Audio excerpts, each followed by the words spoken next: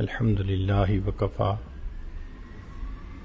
وسلام علی عبادہ الذین اصطفی اما بعد اعوذ باللہ من الشیطان الرجیم بسم اللہ الرحمن الرحیم الف لام را کتاب انزلناہ الیک لتخرج الناس من الظلمات الى النور بإذن ربهم الى صراط العزیز الحمید سبحان ربک رب العزة عما یصفون وسلام علی المرسلین والحمد للہ رب العالمین اللہم صل علی سیدنا محمد وعلی آل سیدنا محمد وبارک وسلم۔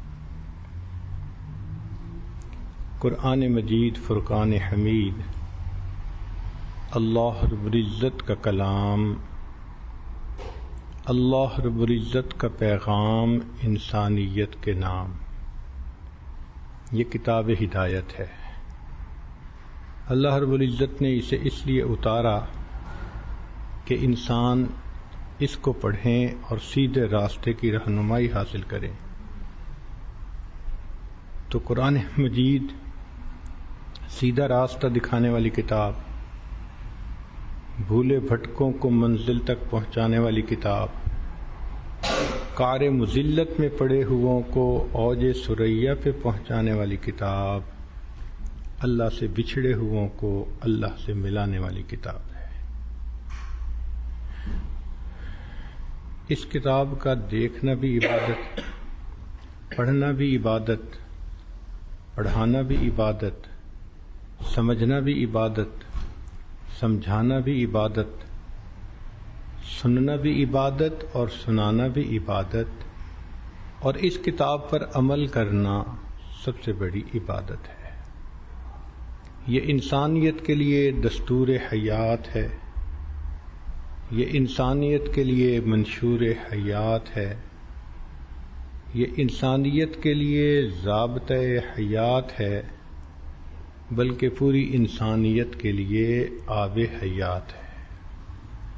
آپ نے لوہے کا مقناطیس دیکھا ہوگا، جہاں مقناطیس ہو وہ لوہے کو اپنی طرف کھینچتا ہے۔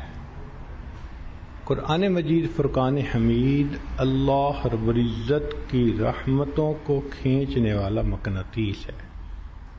جہاں قرآن پڑھا جاتا ہے اللہ تعالیٰ فرماتے ہیں وَإِذَا قُرِئَ الْقُرْآنُ فَاسْتَمِعُوا لَهُ وَأَنصِتُوا لَعَلَّكُمْ تُرْحَمُونَ۔ قرآن پڑھا جائے تم خاموش رہو، توجہ سے بات کو سنو تاکہ تم پر رحمت برسائی جائے۔ تو رحمت چھم چھم برستی ہے۔ اس کتاب کو سمجھنا ہماری ذمہ داری ہے۔ اللہ تعالیٰ فرماتے ہیں وَلَقَدْ يَسَّرْنَا الْقُرْآنَ لِلذِّكْرِ فَهَلْ مِن مُدَّكِرٍ۔ ہم نے اس قرآن مجید کو سمجھنے کے لیے آسان کر دیا، ہے کوئی سمجھنے والا؟ تو گویا we are duty bound to understand the meanings of this book. یہ عجیب بات ہے کہ جس بیک گراؤنڈ کا بندہ قرآن مجید کو سمجھنے کی کوشش کرے گا اس کو اپنے فیلڈ کی کئی چیزیں اس میں نظر آئیں گی۔ مثلا ڈاکٹر اگر پڑھے گا تو اس کو ایسی باتیں نظر آئیں گی جو ڈاکٹری کی لائن کی ہوں گی، اور وہ حیران ہوگا کہ 1400 سال پہلے یہ باتیں قرآن مجید میں کیسے درج کر دی گئی۔ اگر انجینئرنگ بیک گراؤنڈ کا بندہ ہے تو اس کو انجینئرنگ کی باتیں نظر آئیں گی، اگر وہ زبان دانی کا ماہر ہے تو اسے اس میں عربی زبان اور عربی ادب نظر آئے گا۔ چنانچہ ایک فرانسیسی سیلر تھا جو کیپٹن تھا جہاز کے اوپر، اس نے تقریباً زندگی کے 50 سال سمندر میں گزار دیے، اس کو عشق تھا سمندر میں سفر کرنے سے. جب ریٹائر ہوا تو اس کا ایک عربی دوست تھا، اس نے اسے قرآن مجید جو انگلش ٹرانسلیشن ہوتی ہے وہ دے دیا، وہی سے پڑھنا. اس نے اس کو پڑھا تو وہ کلمہ پڑھ کے مسلمان ہو گیا. تو لوگوں نے پوچھا کہ بھائی تم نے کیوں اسلام قبول کیا؟ تو وہ کہنے لگا کہ میں قرآن مجید کی ایک آیت پڑھ رہا تھا جس میں سمندر کے اندر کیا ہوتا ہے اس بارے میں کچھ انفارمیشن دی گئی تھی. اللہ تعالیٰ ایک جگہ فرماتے ہیں کہ ان کافروں کے دلوں میں اتنی ظلمت ہے، اتنا اندھیرا ہے کہ جیسے اندھیرا ہوتا ہے سمندر میں جب آسمان پر بادل ہوں اور جب ہائی ٹائیڈ کا وقت ہو. سمندر میں جب پہلی کا چاند ہوتا ہے تو کام اینڈ کوائٹ ہوتا ہے، اور جب 14ویں کا چاند ہوتا ہے تو اس کی گریویٹیشنل فورس کی وجہ سے 10-15 فٹ اونچی ویوز جو ہے وہ رائز کرتی ہیں، اس کو ہائی ٹائیڈ کہتے ہیں. تو اس نے کہا کہ میں نے اس کو کئی دفعہ ایکسپیرینس کیا کہ ادھر ہائی ٹائیڈ کا ٹائم ہو اور آسمان کلاؤڈی ہو تو سمندر کے اندر ویزیبلٹی زیرو ہو جاتی ہے. آپ تھوڑا سا پانی کے نیچے جائیں، you will not be able to even look at your own hand, اتنی ویزیبلٹی ختم ہو جاتی ہے. تو قرآن مجید نے اس کیفیت کو کہا کہ جیسے سمندر میں اندھیرا ان حالات میں ہوتا ہے، کافروں کے دل میں اندھیرا بھی ایسا ہوتا ہے. تو کہتا ہے کہ میں نے سوچا کہ بھائی ہو سکتا ہے مسلمانوں کے پیغمبر اسلام کو سمندر کا سفر کرنے کا موقع ملا ہو. تو کہتے ہیں میں نے ان کی زندگی کے بارے میں پوچھا، خود مطالعہ کیا، پتہ چلا کہ وہ زندگی میں ایک مرتبہ بھی سمندر کا سفر نہیں کیا. تو جس بندے نے کبھی ایکسپیرینس ہی نہ کیا ہو وہ اتنا ایگزیکٹلی ایک چیز کو جو مینشن کر رہا ہے، اس کا مطلب یہ اس کا کلام نہیں، یہ اس کائنات کے بنانے والے کا کلام. اس ایک آیت کے اوپر غور کر کے وہ آدمی مسلمان بن جاتے ہیں. ایک اور آیت بڑی سمپل جو آج کل کے بچے بھی سمجھ سکتے ہیں. اللہ رب العزت قرآن مجید میں فرماتے ہیں وَجَعَلْنَا مِنَ الْمَاءِ كُلَّ شَيْءٍ حَيٍّ، ہم نے ہر چیز کو پانی سے زندگی بخشی. یعنی لائف کی جو اوریجن ہے اللہ فرماتے ہیں وہ واٹر سے ہوئی ہے. اب آج کل کی بات ہے، موسٹ ماڈرن سائنٹیفک دور ہے کہ مریخ کے اوپر مشن بھیجا جانا تھا یہ چیک کرنے کے لیے کہ وہاں پہ لائف ہے یا نہیں. تو سائنسدان آپس میں مل بیٹھے کہ کرائیٹیریا کیا ہونا چاہیے، تھمب رول کیا ہونا چاہیے کہ جس سے ہم شورٹی سے کہہ سکیں کہ وہاں لائف ہے یا نہیں ہے. کوئی تو لٹمس ٹیسٹ ہونا چاہیے نا اس کا، کہ ہم کنفرمیشن کے ساتھ کہہ سکیں جی وہاں لائف ہے یا نہیں. بہت سارے پوائنٹ انہوں نے سوچے، ایک پوائنٹ سامنے لاتے کوئی چیز اس کے خلاف آ جاتی، دوسرا لاتے اس کے خلاف آ جاتی. بالآخر سائنسدان اس بات پر متفق ہوئے کہ اگر مریخ کے اوپر پانی موجود ہے، واٹر مالیکیول موجود ہے، تو یہ گارنٹیڈ بات ہے کہ وہاں لائف موجود ہوگی. 1400 سال پہلے جب سائنس کا تصور نہیں تھا، اس وقت قرآن مجید نے کھول کے کہہ دیا وَجَعَلْنَا مِنَ الْمَاءِ كُلَّ شَيْءٍ حَيٍّ، ہر چیز کو ہم نے پانی سے زندگی بخشی. یہ تو ممکن ہے کہ آکسیجن کے بغیر بھی کوئی چیز زندہ رہے. جو میڈیکل جاننے والے لوگ ہیں وہ سمجھتے ہیں کہ اینوریبک بیکٹیریا کیا ہوتا ہے، بغیر آکسیجن کے زندہ رہتا ہے، لیکن پانی کے بغیر زندہ نہیں رہتا. اگر ڈی ہائیڈریشن ہو جائے کسی چیز کی، پلانٹ کی ہو جائے تو وہ مر جاتا ہے، بندے کی ہو جائے تو وہ مر جاتا ہے. پانی کے بغیر زندگی کا تصور نہیں ہے. قرآن مجید نے 1400 سال پہلے بتا دیا تھا. وَجَعَلْنَا مِنَ الْمَاءِ كُلَّ شَيْءٍ حَيٍّ. اور دیکھو بندہ اگر اندازہ لگا کے بات کرے نا تو کانفیڈنس سے بات نہیں کر سکتا. قرآن مجید نے تو کل کا لفظ استعمال کیا کہ یہ بھی نہیں کہ کوئی شک ہے شاید کوئی لائف. کل شیء حی، ہر زندگی ہم نے پانی سے پیدا کی ہے. تو انسان جب پڑھتا ہے تو حیران ہوتا ہے کہ اللہ رب العزت نے کائنات کی صداقتوں کو اس کتاب کے اندر اکٹھا کر دیا ہے. Ultimate realities of the universe اللہ نے ان کو اکٹھا فرما دیا. کبھی ہم اپنا انٹرسٹ ڈیولپ کریں اس کے ساتھ، اس کو سمجھنے کا اپنا ایک لطف ہے. جب شروع کریں گے تو پھر مزہ آئے گا. یاد ہے مجھے کہ جب کالج میں اسٹوڈنٹ تھے، بلکہ اسکول میں، تو ہم نے اس وقت گریویٹیشنل فورس کے بارے میں پڑھا اور نیوٹن لاز آف موشن پڑھے. تو اس بچپن کی عمر میں ایک نیا کنسپٹ تھا ہمارے سامنے. ذرا سی کوئی ایگزامپل آتی تھی تو ہم فوراً ایکسلریشن کیلکولیٹ کرنے لگ جاتے تھے، فائنل سپیڈ کیلکولیٹ کرنے لگ جاتے تھے. ایک دن ٹیچر نے ہمیں ایک کوشچن دیا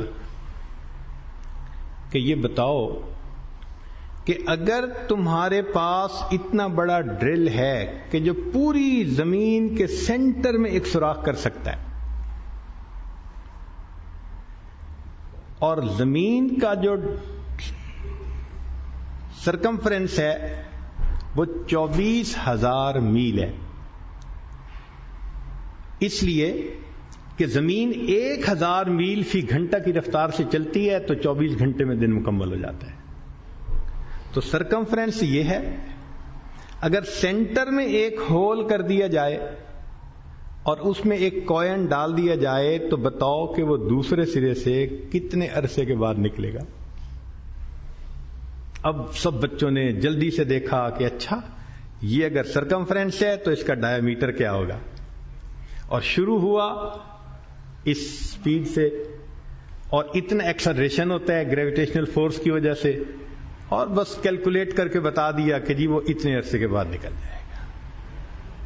پوری کلاس نے جو بھی آنسر دیا ٹیچر نے سب کا جواب غلط کر دیا. ہم بڑے حیران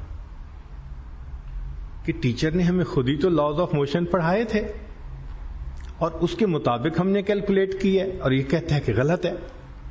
اب ٹیچر نے ایک نیا کنسپٹ دیا، اور وہ کنسپٹ تھا پینڈولم کا، جو ہم نے اس سے پہلے سائنس میں نہیں پڑھا تھا.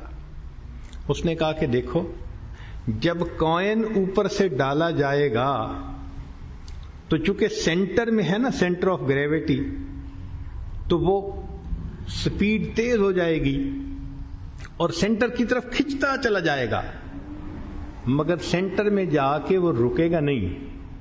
کیوں؟ کہ اس کے اندر مومنٹم آ چکا ہوگا. اس مومنٹم کی وجہ سے وہ نیچے جائے گا.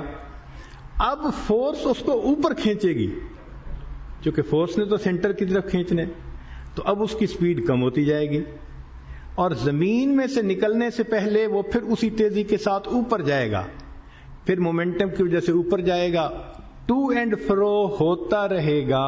وہ کوئن اس میں سے زندگی میں کبھی بھی نہیں نکل سکتا. اب ہم نے سائنس میں ایک چیز پڑھی تو بڑے حیران ہوئے.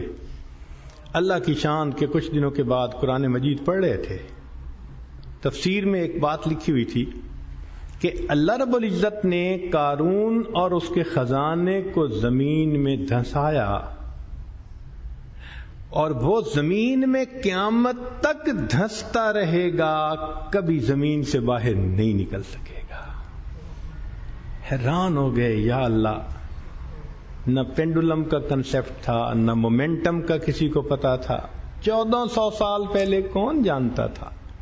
قرآن نے اس وقت بھی کہہ دیا، ورنہ عام عقل تو یہ کہتی ہے نا کہ جتنی بھی تھوڑی سپیڈ کے ساتھ جائے، آفٹر آل 100 سال، 200 سال، 1 ملین ایئر، کچھ نہ کچھ عرصے کے بعد نکلنا ہے اس کو دوسری طرف. قرآن نے کہا نہیں، وہ زمین میں دھنستا رہے گا، کبھی زمین سے نکل نہیں سکتا. قرآن مجید کی بات 100% سچی.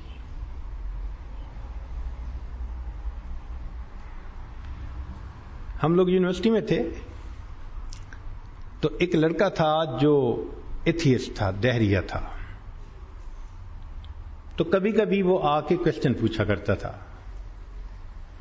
ایک دن مجھے کہنے لگا کہ مجھے انصاف بہت پسند ہے. ہم نے کہا انصاف سب کو پسند ہوتا ہے. وہ کچھ زیادہ ہی ایمفیسس اس کے اوپر دینے لگ گیا. میں سمجھ گیا کہ کوئی کاروائی ڈال رہا ہے. میں نے کہا ٹو دی پوائنٹ بات کرو جو کہنا چاہتے ہو. کہنے لگا اسلام میں انصاف نہیں ہے. بھئی کیوں نہیں ہے؟ کہتے ہیں دیکھو نا جی، ایک بندہ مسلمان ہے اور وہ نیکی کر لیتا ہے تو اس کو تو ملے گا قیامت کے دن اجر، اور ایک کافر ہے وہی نیکی وہ کرتا ہے، کہتے ہیں جی اجر ہی نہیں ملے گا. بھئی دونوں بندے ہیں، دونوں انسان ہیں، انصاف ہونا چاہیے نا. اس نے یہ کوسچن ریز کیا کہ یہ جو اسلام کا کنسپٹ ہے نا کہ مسلمانوں کو اجر ملے گا قیامت کے دن اور کافروں کو قیامت کے دن کوئی اجر نہیں ملے گا، یہ مجھے فطرت کے اصولوں کے خلاف نظر آتا ہے. اب اپنے ذہن میں وہ ایک ایسا کوسچن لے کے آیا تھا کہ جس کے سامنے اس نے سوچا کہ بس میں اس کو چپ کروا دوں گا اور میں ڈومینیٹ کروں گا اس کے اوپر. میں نے اس سے پوچھا کہ اچھا تم تو ایتھیسٹ ہو، فطرت کو بہت مانتے ہو؟ کہنے لگا ہاں. میں نے کہا جو لاز آف نیچر ہیں وہ تو سچ ہے نا، حقیقت ہیں؟ کہنے لگا ہاں. مانتے ہو؟ کہتے ہیں مانتا ہوں. میں نے پھر اس سے پوچھا کہ مانتے ہو؟ کہتا ہوں مانتا ہوں. تو میں نے کہا کہ اچھا یہ بتاؤ کہ سائنس میں وزن کا فارمولا کیا ہے؟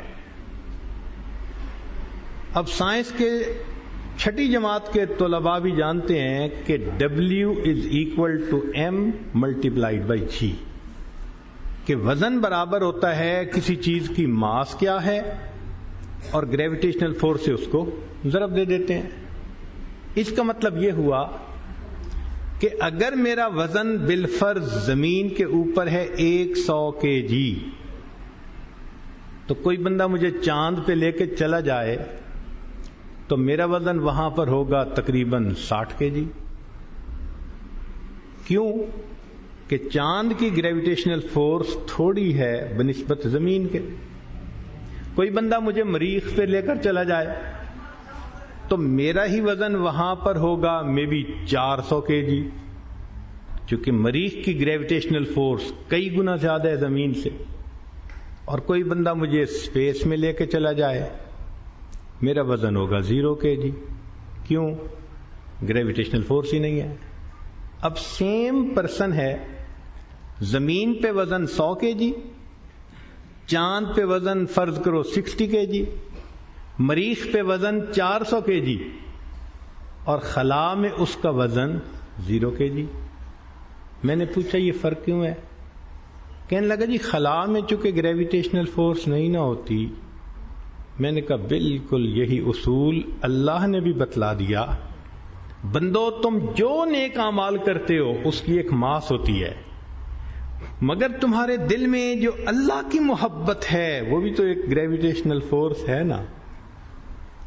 وہ جتنی زیادہ ہوگی اتنا ہم تمہیں اجر زیادہ دیں گے، اور کافر کے دل میں تو وہ ہوتی ہے 0. تو پھر اس کا اجر کیا بن گیا؟ بات سمجھ میں آ گئی. قرآن مجید نے قیامت کے دن یہ نہیں کہا کہ ہم ان کے وزنوں کو، یعنی ان کے اعمال کا اجر کیوں نہیں دیں گے. فرمایا فلا نقیم لهم یوم القیامت وزنا، وزن ہی نہیں ہوگا ان کا قیامت کے دن. جب وزن ہی نہیں ہوگا، 0 ان کا ویٹ ہے، تو اجر کیسا ملے گا؟ تو دیکھیے 1400 سال پہلے پروردگار عالم نے جو باتیں کہیں آج سمجھ میں آتی ہے. سورہ یاسین شریف آپ پڑھتے ہیں، اس کی ایک چھوٹی سی آیت ہے، لَلشَّمْسُ يَنبَغِي لَهَا أَن تُدْرِكَ الْقَمَرَ وَلَا اللَّيْلُ سَابِقُ النَّهَارِ. سورج کو زیب نہیں دیتا کہ چاند کو پکڑ سکے، رات دن سے پہلے نہیں آ سکتی. وَكُلٌّ فِي فَلَكٍ يَسْبَحُ، یہ سب کے سب اپنے اپنے آربٹ کے اندر گھوم رہے ہیں. 1400 سال پہلے تو یہ بھی نہیں طے ہوا تھا کہ زمین گھومتی ہے یا زمین اسٹیشنری ہے. جب بنیاد نہیں تھی، ویل ابھی نہیں بنا تھا، ویل کا کنسپٹ بھی نہیں تھا ابھی، اس وقت قرآن کہہ رہا ہے کہ یہ سورج، چاند اور ستارے وَكُلٌّ سارے کے سارے فی فلک، فلک کہتے ہیں دائرے کو، یسبحون تسبیح کر رہے ہیں، اپنے اپنے دائرے میں تسبیح کر رہے ہیں. کیا مطلب کہ یہ اپنے اپنے آربٹ میں گھوم رہے ہیں. زمین کا آربٹ اور ہے، چاند کا آربٹ اور ہے، سورج کا آربٹ اور ہے. 1400 سال پہلے یہ بتا دینا تو معلوم ہوا کہ قرآن مجید میں اللہ رب العزت نے جو اپنا کلام فرمایا وہ ہے تو ہدایت کے لیے، لیکن چونکہ خالق کائنات کا کلام ہے تو کہیں کہیں ہمیں سمٹم ملتے ہیں، کلو مل جاتا ہے کہ مقصد کیا ہے اس بات کا. اس لیے ہم جس بیک گراؤنڈ کے ساتھ قرآن مجید کو پڑھیں گے ہمیں اس میں عجائبات نظر آئیں گے، حیران ہوں گے کہ پروردگار عالم کا یہ کلام کتنا سچا ہے. ہاں اس چیز کی ضرورت ہے کہ ہم اس قرآن مجید کو سیکھنے کی کوشش کریں. یہ بھی ایک مزے کی بات ہے کہ آج کے دور میں the total words used in Quran have been calculated. So they amount to be 84,000 few hundred. Total words used in Quran. But most of them, they have been repeated again and again. For example, Ya ayyuhallazina amanu, it has been repeated for 86 times. Aqimus salah has been repeated for more than 700 times. So if we just concentrate on the words which have not been repeated, or Aqimus Salah has been repeated 700 times, but it is one word. Ya ayyuhallazina amanu, one word. So the total different words which have been used in Quran, they amount to be only 2,000. 2,000 different words have been used in Quran. And luckily, those brothers who can understand and communicate in Urdu language, 500 words of Quran are used in Urdu language. For example, insan, badan, ruh, arsh, kursi, kalam, Jannat, Jahannam, these are all Quranic words and they are used in Urdu language. So if we take them out, then the rest of the words are only 1,500. So will we be able to justify on the day of judgment, oh Allah, we had no time to understand the meanings of 1,500 words. And Allah will say, I gave you trillions of brain cells and you could read mathematics, you could read bio, you read computer sciences, medical sciences, engineering, only 1,500 words.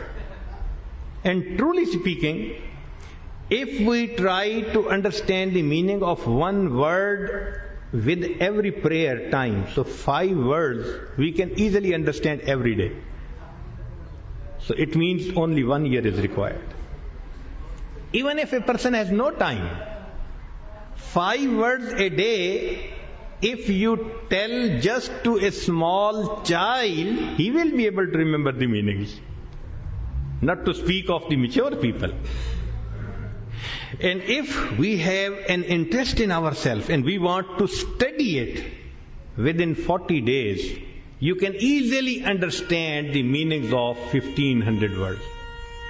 And one more beautiful point, that only 125 words are which comprise maybe more than 60% text of Quran. 125 words. So if you understand those 125 words, you start understanding the meanings at least. Shah Wali Allah Muhammad Delvi Rahmatullah Alayhi, he wrote that to understand the Quran, there are two levels. One level is the level of an ordinary and common person. And the second is the level of the scholars. So if you want to become a scholar, then you need to spend maybe 8 years of life, 10 years of your life. You have to go to the proper institution, study Arabic, and then you will be able to understand the meanings. But then you will be able to